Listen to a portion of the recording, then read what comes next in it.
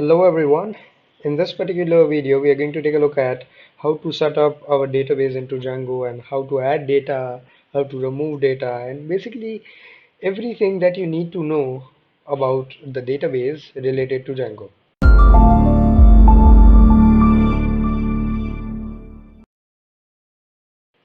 Now, Django has its own database and it uses SQLite for performing database operations. So firstly, if you'll take a look at, you'll open the app that you have made. For instance, I have the Hello World app. Then there is a models.py file into it. So let's open it. And as you can see, firstly it is empty, but I have pre-written some code over here so that I can explain it and not spend my time on writing it.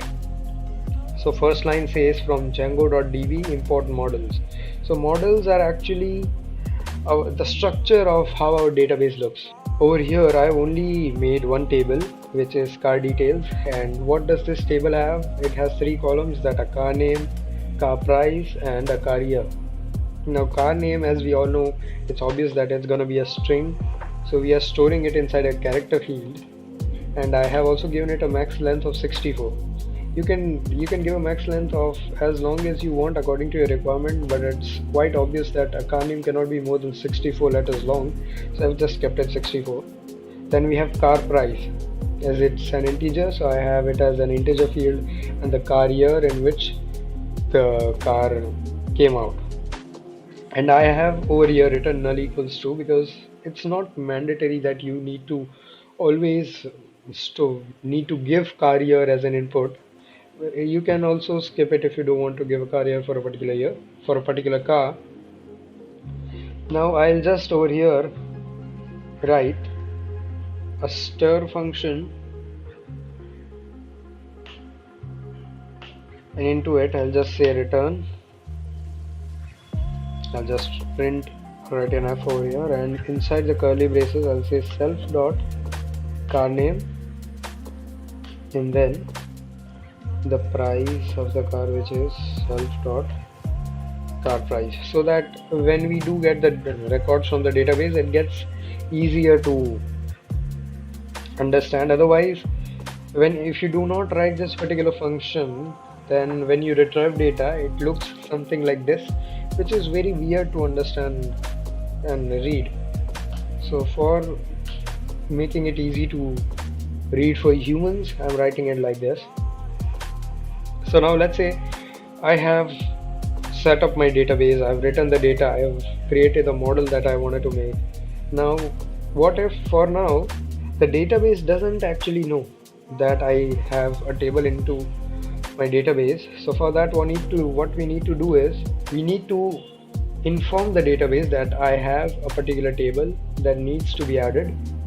So for that there is a command that you need to write, which is python manage.py make migrations, and hit an enter. Now as I have made these migrations previously, so it says no changes detected, but if you are making migrations for the first time, then it will give messages like created car details table, then added 3 columns and such messages. And after making migrations, we need to save the particular table into the database. So for that you need to write python manage.py migrate. And now as again I have made these migrations before, so it says no migrations to apply. But after you have written these two commands, your database has now been set up, your table has been added to the database. So after this, now what we need to do is we need to add data to our database. And for adding some data, there are two ways. Either you can dynamically add data from your views.py, which we'll also take a look at, but firstly I'll add some default data into my database. So for that I'll open up the shell by writing python manage.py shell,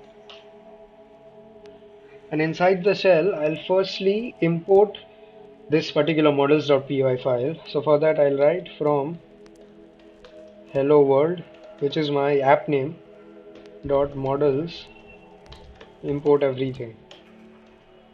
or I can also write just import car details. But if you have more than one table, then it gets tedious to write car details, then other table name. So just write import everything. Now for adding a record to a database, then the syntax is, firstly I'll say a equals the table name car details, and I previously do have two records into my database, so this is going to be the third record. Third is the ID number, then we have the car name, so I'll say car name is that's a Volvo. The price of the car is 45 lakhs, and the year in which this car came out is 2021. I'll hit an enter and write a.save. So after writing a.save, this particular record has been stored to our database, and if you want to see that how many records does our database have and see every detail about it, so for that you need to write car details dot objects dot all. This will return to us the entire database. Now we can see that it returned to us a query set, which is the first record is Audi, whose price is 80, then we have a Mercedes whose price is 100, and the third car which we have is Volvo, whose price is 45.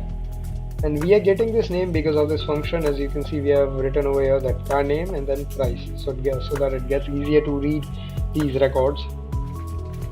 Now let's say that my database has now grown very big and I want to come up to some conclusions, or get a particular data from it, and I just want to get all the cars that we have whose model year is 2021. So for that we need to use a function that is filter. So here I'll say car details dot objects dot filter me the cars whose car year is 2021. So now if I hit an enter, then I get two cars. That the first is Audi, whose price is 80. It has been released in 2021, and a Volvo whose price is 45 lakhs is also been released into 2021. I can similarly filter this upon any data that we have. Let's say I want to see that how many Volvo cars do we have, so I'll say filter me the cars whose car name is Volvo. So as we only have one car, so I get a record that is Volvo whose price is 45. Now let's say that you want to get every detail about this car. If you had more than, for now we only have 3 columns over here, you can have many columns that which type of engine does it have, car engine, then car fuel type, car economy. It can be many columns according to your requirement. So what I'll do is I'll firstly say that, let's say I want to just know everything about the first car that is present into our database. So I'll write car details dot objects dot all dot first. So out of the whole database I want the first record, and I will store it into a database, into a variable, and I'll name it data. So now if I'll take a look at data, then data has this Audi car into it, and for getting the characteristics I can write data dot car price, so I get 80, data dot car year, so I get 2021, and again data dot car name, so I get Audi. So this is how you can get every characteristics of a particular record. So let's say that now you want to remove a particular record from a database, then for that we need to write, let's say I just want to remove the Mercedes car, so I'll say car details dot objects dot filter me the car whose name is Mercedes, and after you get this car I'll just say dot remove. Okay, so firstly, I made an error over here. I need to firstly store this into a database, into a variable. Why am I again and again using the word database? Never mind. So just take a look. A has the Mercedes car into it. Now I'll say a dot delete, and this particular record has been deleted from the database. So we'll just cross check. All right, car details dot objects dot all, and I now only see two cars, that is Audi and Volvo. So this is how you can remove a record from database. There is so much that you can do with this databases. Now let's say that I want to update a particular record, that let's say the price of Volvo is not 45 lakhs, it's 90 lakhs. So how can I do it? So for that I need to firstly get that particular record, and for getting a particular record I'll write car details dot objects dot get me a record whose I'll say ID is 3, and I get that Volvo car, and again I'll store this into a variable so that making changes gets easier. Over here I'll say v equals this, and now I want to change the price, so I'll say v dot car price equals 95 and hit an enter, then just write v dot save. So now if I'll search for that particular record, then I see that Volvo's price has been updated to 95 lakhs. So this is how you can update any records. You can even change the name of the car by writing, instead of a car price you can write car name. So this was the basics of how to add, remove and update data into a database, and I'll be uploading more videos about Django's database, how to create a super user, what are foreign keys. So stay on with the series of Django. You'll get to learn a lot from this. Thank you.